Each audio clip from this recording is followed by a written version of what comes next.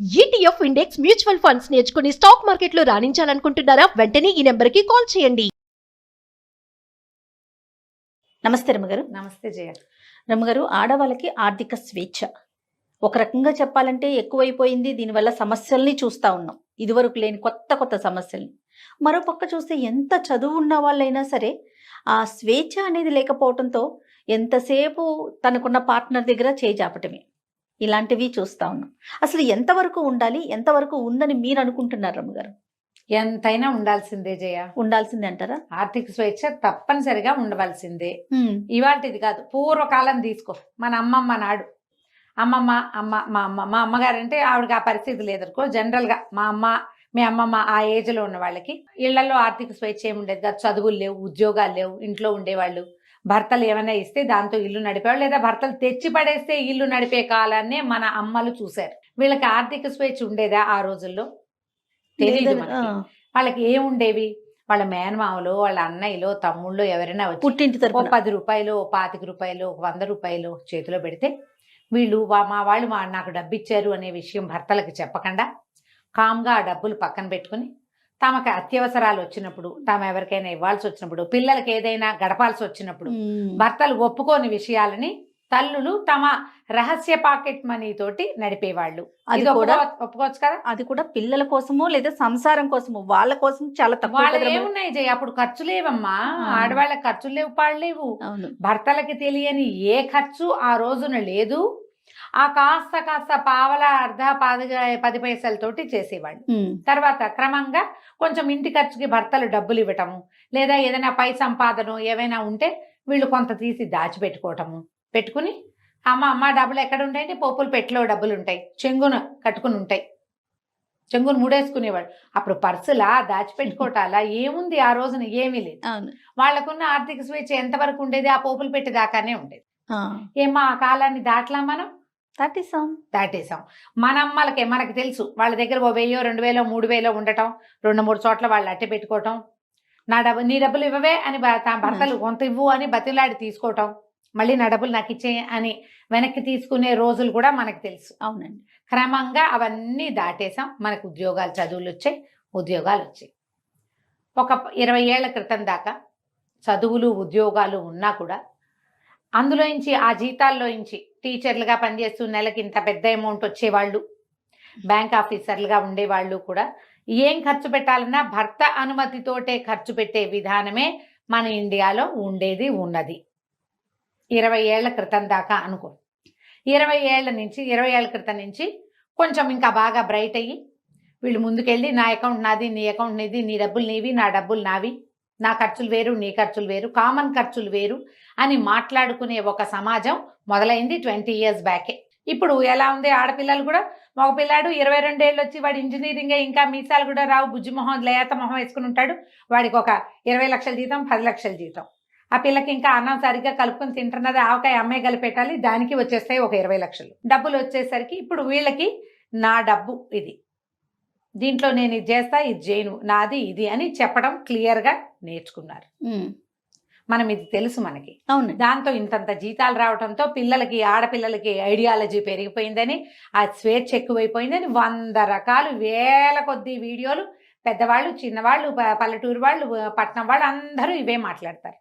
కానీ ఇప్పటికీ కూడా నువ్వేం చేశావు అని ప్రశ్నించకుండా ఉన్న సమాజం లేదు మనకి. లేదు రమ్మగారు.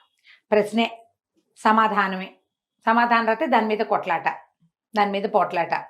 ఇలా స్వతంత్రిస్తే నేను నీతో ఉండనని బెదిరింపు. వీలైతే 4 నోటి మాటలు, లేకపోతే 2 చపేటాలు. అవి ఇంకా ఉన్నాయి, అవి పోల. ఆ సమాజం ఉంది, అవి పోలేదమ్మా, అవి పోల. ప్రతి వాళ్ళు కూడా పెద్ద పెద్ద ఉద్యోగాలు, చాలా పెద్ద జీతాలు, అంకెలు చెప్పడానికి భయం, అమ్మో ఇంత అని మనకి భయం వేసేంత డబ్బు వచ్చే వాళ్ళు కూడా ఆన్సరబుల్గానే ఇప్పటికీ ఉంటున్నాం. ఇంకా ఉండాలేమో ఆ మాత్రం కొంచెం కట్టడి, లేకపోతే డబ్బు వృధా అయిపోవచ్చు ఏమో. కానీ రూపాయికి, పావలాకి అడగాల్సిన పరిస్థితి అయితే మరి అన్యాయం కదా. అయిందా? అక్కడి నుంచి నువ్వు ఇంత అమౌంట్ వెళ్ళింది, మీ వాళ్ళకి ఎందుకు పంపించావు, నువ్వు ఎందుకు చేసావు అని ప్రశ్నలు. ఇదంతా ఇచ్చావు, ఇది ఎప్పుడు వస్తుంది అని అడిగేది. ఇవన్నీ ఉంటాయి. దీంతో పాటు ఇంత పెద్ద ఆర్థిక స్వేచ్ఛని అలవాటు పడి ఉంటారు ఆడపిల్లలు.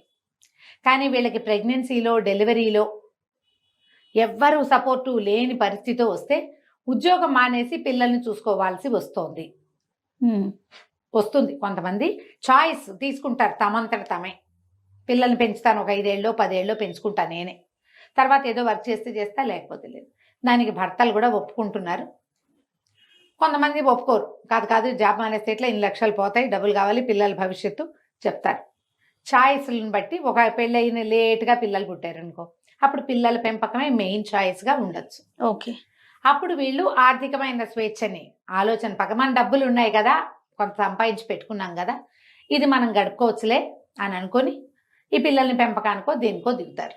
జనరల్గా మనం దీన్ని అందరూ సపోర్ట్ చేస్తారు కదమ్మా. అంతేగా. పిల్లల్ని చాయిస్గా తీసుకోవటం, పిల్లల పెంపకాన్ని నువ్వే ఎందుకు తీసుకోవాలి, మీ ఆయన ఎందుకు ఉద్యోగం అనేది పిల్లని చూడ్డు అనేవాళ్ళు కూడా ఉన్నారు, లేరంటల్లా. చాలా తక్కువ, చాలా తక్కువ. కానీ అలాంటి ఊహలు వస్తున్నాయి. నేనే ఎందుకు చూడాలి, ఈ పిల్లాడు నా ఒక్క పిల్లాడేనా, కనే కష్టం నేను పడ్డాను, పెంచే కష్టం అతను ఎందుకు పడకూడదు అని అనుకునేవాళ్ళు అక్కయ్యలు వచ్చాయేమో, అవి కూడా ఉన్నాయి. ఐడియాలజీ. ఇప్పుడు ఇది తప్పని నేను అంటలేదు, మాది విమర్శే కాదు, జస్ట్ మనం మాట్లాడుతున్నాం అంతే. ఈ ఉద్యోగం మానేసిన తర్వాత వీళ్ళకి పూర్వపు ఆర్థిక స్వేచ్ఛ ఉంటుందా అనేది మనకి ఇక్కడ శేష ప్రశ్న. ఇప్పుడు ఎంత స్వేచ్ఛ లేకపోయినా నువ్వు అది ఎందుకు చేసావు, ఈ డబ్బులు ఏం చేసావు, ఎవరికి ఇచ్చావు ప్రశ్నలు ఎదుర్కొంటున్నప్పటికీ వీళ్ళకి సొంత అమౌంట్ కొంత ఉండి కావాల్సింది కొనుక్కుని ఎక్కడికైనా వెళ్ళినప్పుడు ఖర్చు పెట్టుకుని ఎవరికైనా ఇవ్వదలుచుకుంటే ఓ డొనేషన్ కానీ ఒక హెల్ప్ కానీ చేయగలుగుతూనే ఉంటారు ఎంతో కొంత. దాన్ని కూడా కట్ చేసే దౌర్భాగ్యపు మగ సమాజం ఉంది. అవును. 1,00,000 రూపాయలు జీతం తెచ్చే అమ్మాయికి కేవలం 10,000 నీ ఖర్చులకి, మిగిలిన 90 ఫ్యామిలీకే నువ్వు పెట్టాల్సిందేనని బలవంతం చేసేవాళ్ళు వాళ్ళు ఉన్నారు. అక్కడి నుంచి నేను మొత్తం నాదంతా సేవింగ్స్ నీ మొత్తం డబ్బులు ఫ్యామిలీకే పెట్టని తను డబ్బు ఏం చేస్తున్నాడో పెళ్ళానికి చెప్పడు, భార్యకి చెప్పరు. వాళ్ళు అడగకూడదు. అది దౌర్భాగ్యపు సమాజమే. అది కూడా ఉంది మనకి, ఇంకా ఉన్నాయి ఇందులో ఎన్ని వింటానో ఇలాంటివి. అక్కడి నుంచి ఈ డబ్బుల్ని అమ్మాయి అబ్బాయి ఇప్పుడు మీ ఇద్దరికి చెరుకో 1,00,000 లేదా మగవాడికో 2 లక్షలు అమ్మాయికో 1,00,000 వస్తాయి అనుకో, మీ ఇద్దరు కలిసి మాట్లాడుకుని ఒక చోట డబ్బులు పెట్టడం అనేది ఎంత మంచి పద్ధతి. అతను ఏం చేస్తున్నాడో ఈ అమ్మాయికి చెప్పడు. అతను చేస్తున్న ఐడియా ఈ అమ్మాయికి నచ్చకపోవచ్చు, కానీ అమ్మాయి ఐడియాలజీ తీసుకోరు, డబ్బులు మాత్రం తీసుకుంటారు. ఇది ఎట్లా న్యాయం? నువ్వు ఈ అమ్మాయి దగ్గర ఉన్న మొత్తం గోల్డ్ తీసుకుని నువ్వు ఎక్కడ పెడతావు? నువ్వు పెట్టేది ఈ అమ్మాయికి చెప్పవు, ఆ అమ్మాయికి నచ్చదు.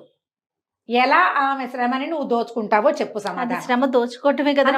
దాన్ని ఏమనాలమ్మా? ఖచ్చితంగా దాన్ని అలాగే అనాలి. ఈ శ్రమ దోపిడీకి సమాధానం ఏమిటి? ఈ సమాధానం వాడు ఒకడే కాదు, అబ్బాయి ఒక్కడే, భర్త ఒక్కడే కాదు, అతని పేరెంట్స్ కూడా సమాధానం చెప్పాలి. మీ అమ్మాయి అయితే ఇలా చేస్తారా? ఈ కష్టపడే పిల్ల ఈ ఇంట్లో పనిచేసి, మొగుడి కింద పనిచేసి, చిన్నపిల్లల్ని చూసుకుని, ఉద్యోగం చేసి, తను సంపాదిస్తున్న తన రక్త మాంసాలని పెట్టి చెమట చిందించి, అంతేగా మరి ఎంత శ్రమ కోర్చి పీరియడ్స్ అని, పిల్లలకి అనారోగ్యాలని, తన ఒంట్లో బాగుంటుంది బాగుండదు, ఈ లోపల ఏవో ప్రెషర్లు, వర్క్ ప్రెషర్, ఇదంతా ఎదుర్కొని అది ఒక పెద్ద డబ్బా ఇది పట్టుకొచ్చి పెడితే ఒక మూట, ఆ మూటను నువ్వేం చేస్తున్నావో చెప్పను నువ్వు నన్ను అడిగావంటే నేను నీకు డివోర్స్ ఇస్తాను. నీకు సమాధానం చెప్పాల్సిన అవసరం లేదు. ఆడాళ్ళకి చెప్పేది ఏమిటి? ఇది ఒక డైలాగు. ఆడాళ్ళకి చెప్పేది కాకపోతే నువ్వు ఆడాళ్ళ సంపాదన ఎలా తీసుకుంటావు? సిగ్గు లేదు నీకు? అదంతా సంపదలోకి మారుస్తావు. రేపు ఏదో చేస్తావు, నువ్వు పాడు చేస్తావని కాదు, కానీ నువ్వు ఏం చేస్తున్నావో పార్ట్నర్కి చెప్పి తీరాలి. ఖచ్చితంగా. మీరు జాబ్ చేయిస్తున్నారు అమ్మాయిని, అమ్మాయి వర్క్ నేను ఎలౌ చేస్తున్నాను, అదొకటి ఏమిటి నువ్వు ఎలౌ చేసేది? అదే ఫీలింగ్ గా చూస్తారు కదా, క్వాలిటీ అన్నమాట. నువ్వెవరివి ఎలౌ చేయటానికి? అమ్మాయి చదువుకుంది, ఉద్యోగం చేయొచ్చా చేయకూడదా, చేయగలనా లేదా అనేది ఆ అమ్మాయి శక్తియుక్తులు, ఆ అమ్మాయి మనస్తత్వం మీద ఆధారపడి ఉంటుంది. మళ్ళీ ఇంకొక ఫీలింగ్ చూస్తాను రమ్మగారు, తన కష్టం ఎప్పుడు ఇంట్లో చూపించకూడదు, ఎప్పుడు నార్మల్ గా కనిపించాలి ఆ మనిషి. తను కూడా బయటికి వెళ్తుంది, తను కూడా ఉద్యోగం చేస్తుంది, తనకు కూడా ఆఫీస్ టెన్షన్స్ అనేవి ఉంటాయి, అవి అసలు అవి పట్టించుకునే రాగానే అమ్మాయి నవ్వుతూ అంటూ అడ్వర్టైజ్మెంట్ లో లాగా ఇంటికి వచ్చి వంట చేస్తున్న ఒక అడ్వర్టైజ్మెంట్ చూస్తాను నేను, నాకు ఎంత మంటగా ఉంటుంది. ఇలాంటి వాళ్ళని కూడా చూస్తామండి. ఆవిడ ఆఫీస్ లో బాస్ ఒక అడ్వర్టైజ్మెంట్ చూస్తా జయ నేను, అమ్మాయి అంటే ఇష్టం నాకు, యాక్ట్రెస్ పిల్ల అంటే. ఓకే. ఆఫీస్ లో అమ్మాయి బాస్ ఈ పనంతా చేసి వెళ్ళండి అని సబార్డినేట్కి చెప్తుంది. తను ఇంటికి వెళ్ళిపోతుంది. ఇంటికి వెళ్ళిపోయి చక్కగా అంత వంట చేసి జుట్టు ముడేసుకుని చూడ్డానికి చిలకలా ఎంత ముద్దుగా ఉంటుందో అది, చక్కగా వంట చేసేసుకుని అన్ని రెడీగా పెడుతుంది. హస్బెండ్ రాగానే టట్టడా ఆయన మొత్తం వంట అంతా చూపిస్తుంది అనమాట. ఏమిటి మీరు ఏం చూపిస్తున్నారు అడ్వర్టైజ్మెంట్లో? నువ్వు ఆఫీస్లో అడవా చాకిరి బాస్గా నీ దగ్గరికి 100 మందిని హ్యాండిల్ హ్యాండిల్ చేయాలి. నువ్వు ఇంటికి వచ్చి చక్కగా ఈ వంటంతా చేసి భర్తకి పెట్టమనే? పెట్టాల్సిందేనా? పెట్టు, బాగుంది. నీ ఓపిక అది ఒక రోజు ఉంటుంది, ఒక రోజు ఉంటుంది కదా ఉండదుగా అప్పుడు. అప్పుడు ఎప్పుడు ఏటెళ్ళ కాలం 24 గంటలు 24/7 మరి ఇలాగే చేయగలరా అమ్మా ఎవరైనా? నాకు అడ్వర్టైజ్మెంట్ చూస్తే ఆ పిల్లంటే ఎంత ఇష్టమో, ఆ కాన్సెప్ట్ అంటే అంత కోపం వస్తుందా? నేను ఈ ఎలా సందర్భం చేయగలుగుతారు? అవును, ఇంకొక విషయం చెప్తాను రమ్మగారు. ఇదివరకు లాగా పొలాల్లో పడిపోయో మట్టి రాసుకోను లేకపోతే చెమట్లు కక్కే జాబు అబ్బాయిలకి ఉండట్లా, అమ్మాయిలకి ఉండట్లా. అమ్మాయిలకైతే అస్సలు ఉండట్లా నేను అవును. చూసినంత వరకు. ఏ ఏసీ కిందో ఫ్యాన్ కిందో కూర్చొని టకటకలాడించుకోవటము, అదే. మాకులాగా మాట్లాడటం, ఇలా ఏసీ కింద వర్క్ చేసే జాబ్స్ ఉన్నాయి. అది ఫిజికల్ స్ట్రెయిన్ ఎక్కడ కనిపిస్తుంది రమ్మగారు? ఆ స్ట్రెస్ ఎక్కడైనా కనిపిస్తుందా? స్ట్రెస్ అంతా ఎక్కడ మెంటల్ లోపల గానే ఉంది, ఉంటుంది కదా. లోపల ఉంది కదా. వీళ్ళు ఏముందా ఏసీలో కూర్చుంటున్నారు, వీళ్ళకి జీతాలు వచ్చేస్తున్నాయి. ఏసీలో కష్టం కూర్చోటమేగా. అంతా నాదే, నేనే కష్టపడుతున్నా ఈ ప్రపంచంలో. నువ్వైనా మట్టిత్తేవా ఏమైనా కాదు. ఏం కాదు.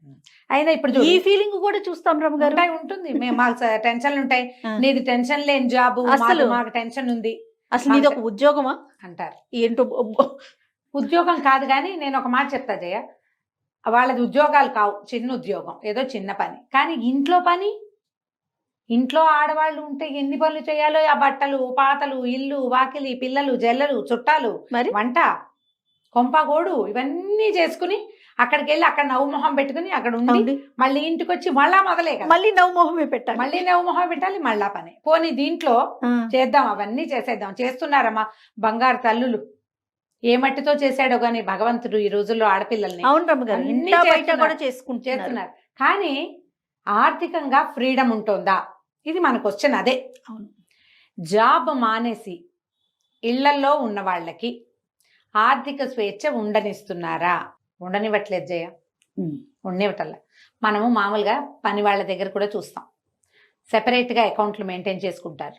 సొంత ఖర్చులకి 100, 200, 300, 500 పాత రోజుల్లో పెట్టుకున్నట్టే డబ్బులు పక్కన పెట్టుకుంటారు. గూగుల్ పేలో ఉంచుకుంటారు. అమ్మా అందులో పెట్టద్దు, మా ఆయన చూసేస్తాడు, నా చేతికి ఇవ్వు అని Yes. తీసుకుంటారు. అవును రమ్మ గారు. తీసుకుంటారు. మరి వాళ్ళ సొంత ఖర్చులు ఉంటాయి, అన్నిటికీ మొగుళ్ళకి సమాధానం చెప్పాల్సి వస్తుంది. పనేమో వీళ్ళు చేస్తారు, డబ్బులేమో వాళ్ళు మేనేజ్ చేస్తామంటారు. ఈ విధానం మారితేనే మీకు స్వేచ్ఛ వచ్చినట్టమ్మా. ఇది మారాలి. ఇప్పుడు మా ఫ్యామిలీ కోసం ఒక పెద్ద అమౌంట్ లేదా ఒక అకౌంట్ అనేది ఉంచుకుని అందులో అది కదిపేటప్పుడు మీరిద్దరూ మాట్లాడుకునే చెయ్యండి. కానీ మీ సొంత ఖర్చులకని మరి ఎలా అంటే కనీసం ఒక 30% అయినా సొంత ఖర్చులకి ఉంచుకోండి. కనీసం 30% మీ శ్రమకి గుర్తింపు. అకౌంట్స్ సీజ్ కలిపేసేయటం. ఎప్పుడు జాయింట్ అకౌంట్లే ఉంటాయి జయ భార్యాభర్తలకి. ఆడవాళ్ళకి సొంత అకౌంట్లు ఉండనివ్వరు. ఉండనిచ్చిన మొత్తం పాస్వర్డ్ తో సహా వాళ్ళ చేతిలోనే ఉంటాయి కదా. వాళ్ళకే తెలుసు. నువ్వు చూడు, చాలా మందికి భర్తల పాస్వర్డ్లు తెలియవు, భార్యల పాస్వర్డ్లు అందరికీ తెలుస్తాయి. ఇంట్లో పిల్లలు కూడా తెలుస్తాయి జయ.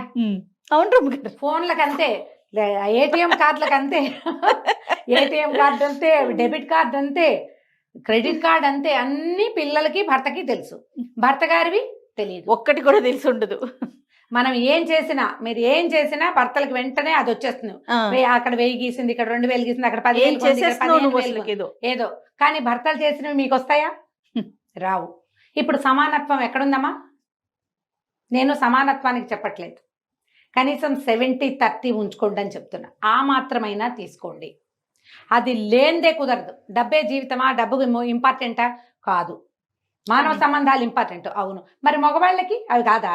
కాదు రమ్మ గారు, కాదు. డబ్బు ఇంపార్టెంట్ కాదన్నప్పుడు మనం ఇంట్లో కూర్చోట్లేదు కదా. కూర్చోట్లేదుగా.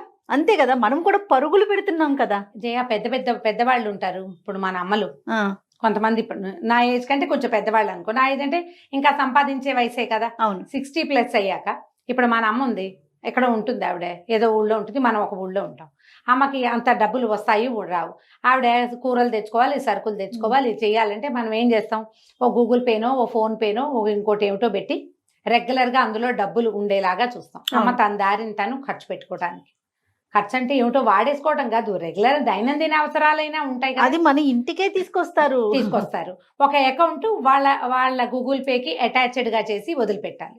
పెళ్ళాలకి అలా చేయకుండా చేసే వాళ్ళు ఉన్నారు తెలుసా ఇప్పటికీ. ఈ రోజుల్లో యంగ్స్టర్స్ 30+ వాళ్ళే మీరు బాగా ప్రాక్టికల్ గా కేసెస్ చూస్తున్నారు. ఒక్క రూపాయికి కూడా సమాధానం చెప్పాల్సిన స్థితిలో ఉంటున్నారు ఆడపిల్లలు. కేసులు చూస్తున్నారు కదా రమ్మగారు. ఉద్యోగం మానేశారంటే వెంటనే వాళ్ళ అకౌంట్ చచ్చారే. భర్తల పరం అయిపోతాయి. అందులో డబ్బు ఉంటుంది బోల్డు, కాస్త కుస్తాగా జయ కళ్ళు తిరిగేంత అంకెలు ఉంటాయి. అయినా సరే ఎంత ఘోరం కదా రమ్మగారు. చాలా ఘోరం అమ్మా. దీన్ని సహించద్దు. అప్పుడు గొడవలు అయిపోతాయండి, డివోర్స్కి వెళ్తా. ఏమిటి డివోర్స్? నీ ఒక్కదాని బాధేనా? అవతల వాడి బాధ కాదా? ఇక దానికి ఫైనల్ డెసిషన్ అదేనా? ఏం నువ్వు సంపాదించిన డబ్బులు నువ్వు కొంత వాడుకోవడానికి కూడా డివోర్సేనా? ఎట్లా అది ఎలా సాధ్యం? ఇప్పుడు మగవాళ్ళు ఎందుకు ఈ రకమైన దౌష్ట్యానికి దిగుతారు? నాకు సమాధానం అక్కడ కావాలి. ఆడాళ్ళు కాదు, మగవాళ్లే. మీకు వద్దా భార్యలు? 36 వస్తాయా? ఇది కాకపోతే ఇంకోటి వస్తుందా మీకు? రాదు. పైగా ఇండియాలో ఏమిటి 1000 మంది అబ్బాయిలకి 845 మంది ఆడపిల్లలు ఉన్నారమ్మా. ఇది బాగుంది నిజంగా. నిజం. మీకు పెళ్లి అమ్మాయికి భర్త, కుటుంబము, ఫ్యామిలీ, సంతోషము ఆడవాళ్ళకి ఎంత అవసరమో, మీతో పాటు ఉన్న ఒక స్త్రీ ఆమె యొక్క సంతోషము, ఒక నిద్ద, వీడు నాతో ఉన్నాడు, నేను ఇతనితో ఉన్నాను, నా జీవితం బాగుంది అని ఆమెకి అనిపించటమే మీ బతుకు. అది లేనిదే వేస్ట్ మీరు. అంతే. ఆమెకు ఆర్థిక స్వేచ్ఛ లేదు, ఎవరికైనా కలవడానికి లేదు, ఎవరితో నా ఫోన్లో మాట్లాడడానికి లేదు. కాసేపు మాట్లాడితే అంతసేపు ఎందుకు ఇక నువ్వు ఏంటి ఊపిరి కూడా దీనివరా మీరు? అన్నిటికీ మీకు సమాధానం చెప్పాలా? అదేమన్నా బానిస? బానిస కాదుగా. ఇప్పుడు ఆడవాళ్ళకి ఎంత భయమో, జీవితం పట్ల ఎంత భయం ఉండాలో, ఎంత ఒళ్ళు దగ్గర పెట్టుకుని ఉండాలో మీరు ఉండద్దా? ఉండాలిగా, నువ్వు కూడా ఉండాలిగా. ఇప్పుడు దీన్ని నేను తల్లుల్నే అడుగుతున్నా. మీ కొడుకులకి వద్దా? ఇది మీ కొడుక్కి కావాలా వద్దా భార్య? అతనికి సంసార జీవితం, ఇంటికి వచ్చేసరికల్లా ఎవరో ఒకళ్ళు వేడో వెచ్చో చూసి కాఫీయో టీయో మొహాన్ పోసి కాస్త ఉన్నావా అన్నావా అని అతన్ని కనుక్కునేందుకు ఒక ఇంట్లో ఒక ఆడపిల్ల ఉండి ఆమె సంతోషంగా ఉండటం అవసరమా కాదా? ఆ అమ్మాయి యొక్క సంతోషమే మీ కుటుంబానికి వృద్ధి, అవునా కాదా? అంతేగా. ఇలా దయచేసి ఆలోచించండి అమ్మా. మీ పిల్లల్లో పెద్దవాళ్ళు ఇలాంటి దౌష్ట్యాన్ని చూస్తే దాన్ని కట్ చెయ్యండి, లేదా జన్మ జన్మల అనుభవిస్తారు మీరు ఇదే ఆడపొట్టకు పుట్టుకుంటూ. మనము ఇది అనుభవించి వచ్చిన వాళ్ళమే జయ. అంతే ఈ కదా. స్వేచ్ఛ లేనితనాన్ని ముందు తరాల వాళ్ళంతా చూశారు. ఇప్పుడు అట్లా లేదు. పిల్లలు చక్కగా చిలకల్లా చదువుకుంటున్నారు, ఉద్యోగాలు చేసుకుంటున్నారు, కళకళ్ళాడుతూ 4 రకాల పనులు చేసుకుంటున్నారు. దానికి కొంత ఫ్రీడమ్, ఎక్కడో చోట ఈ ఫ్రీడమ్ అడ్డుకట్ట గ్యారంటీగా ఉండాలి. అది లేకుండా వదిలేయమని నేను చెప్పట్లేదు. నాకు కూడా కట్టడే. ఇప్పుడు నేనైనా అదే చేస్తాను కదా. ఎక్కువ పెద్ద పెద్ద అమౌంట్లు ఉండేవి, శాలరీస్ పడే అకౌంట్ల నుంచి డబ్బులు వేరే విస్తారంగా తీసేయకూడదు. వాడేస్తుంటే రేపొద్దున సేవింగ్స్ అవ్వవు. అదే. కానీ ఇవి మాట్లాడుకోవాలి కదా. ఇది మాట్లాడుకుని మీ పక్క వాళ్ళని, స్పౌస్ని, భార్యని ఈ డబ్బు విషయంలో మీరు కనుక సంతోషంగా కాదు, కనీసం కొంత గాలి పీల్చుకునే రకంగా అయినా ఉండనివ్వకపోతే మీరు ఆదిమానవ సమాజంలో ఉన్నట్టే. మీరేమీ జీవితంలో ముందుకెళ్ళినట్టు కాదు. అంతేగా. ఇప్పుడు మీరు రేపొద్దున మీ పిల్లలకి ఏం చెప్తారు? మీ పిల్లలు కూడా ఇలాగే స్వేచ్ఛ లేకుండా చేయటం మీకు కుదురుతుందా? ఒక పిచికని బందికానాలో పెట్టి మధ్యలో దాన్ని చేయి పెట్టి దాన్ని మెడ పిసికేస్తూ ఉంటామా మనం? ఆల్రెడీ ఈ పెళ్లి, పిల్లలు, ఇల్లు, సంసారము బందికానానే. కాకపోతే కొంత స్వేచ్ఛ ఉంటుంది. ఆ కాస్త స్వేచ్ఛనైనా వాళ్ళని అనుభవించనిస్తే జీవితాలు సంతోషంగా ఉంటాయి. అంతే. ఈ ఆర్థిక స్వేచ్ఛ విషయంలో పెళ్లికి ముందే మాట్లాడుకోండి. ఓకే. మనం ప్రీ మ్యారిటల్ కౌన్సిలింగ్ అప్పుడు చెప్తాము, నా డబ్బులు నావి, నా ఇష్టం వచ్చినట్టు చేస్తాను అని అమ్మాయి అనకూడదు. నీ డబ్బంతా నాదే, నేను చెప్పినట్టే నువ్వు వినాలని అబ్బాయి కూడా అనకూడదు. ఈ డబ్బులు మనవి, దీని మీద కొంత ఫ్రీడమ్ నువ్వు అవలంబించు, కొంత ఫ్రీడమ్ నేను అవలంబిస్తా. మన ఇద్దరిది కలిపి కొంత అమౌంట్ ఉండాలి. అంతే. వాళ్ళమ్మకి ఇచ్చిన కొంతమంది ఆడపిల్లలేమో భర్తలు ఏమీ చేయకూడదని పట్టుకుంటారు. ఈ శాతం తక్కువ, కానీ ఉంటారు. మగవాళ్ళు ఎక్కువ పట్టుకుంటారు. ఆడవాళ్ళకి అంత ఫ్రీడమ్ ఇవ్వకూడదు అనుకుంటారు. మనీ మేనేజ్మెంట్ ఆడవాళ్ళకి అంత తెలియకపోవచ్చు. ఎందుకంటే చిన్నప్పటి నుంచి తండ్రి ఒద్దికలో ఉంటారు, బాగా తెలుసుకోరు. కానీ కొంత వయసు వచ్చాక ఎక్కడ డబ్బులు పెట్టచ్చు, ఎక్కడ పెట్టకూడదు, అలాంటి ఐడియాలజీ వాళ్ళకు ఉంటుంది. మీరు మాట్లాడుకుంటే వాళ్ళ ఐడియాలజీ ఏంటో తెలుస్తుంది. అంతే. కొంతమందికి ఏమో ఇల్లు వాకిళ్ళు కొనేసుకోవాలని ఉంటుంది జయ. ఇల్లు ఇల్లు ఇల్లు ఇల్లు ఇల్లు అంటారు. ఇల్లు స్థలాలు కొనేసుకోవాలి, ఎక్కడైనా సైట్లు కొనిపెట్టుకోవాలి. వాళ్ళ ఫాదర్స్ని బట్టి వాళ్ళకి ఐడియాలజీ వస్తుంది. ఒక్కొక్కళ్ళు ఏమో ఎక్కడైనా డబ్బులు మదుపు పెట్టడం, ఈ షేర్స్లో పెట్టడం అని ఇట్లాంటివి చేస్తారు. మీరు అది వీళ్ళు ఇది అయ్యారనుకోండి, అందులోనూ పెట్టండి, ఇందులోనూ పెట్టండి. మాట్లాడుకోండి ముందు. మాట్లాడుకుని ఈ ఆర్థిక స్వేచ్ఛ వ్యవహారాన్ని సార్ట్ అవుట్ చేసుకోండి.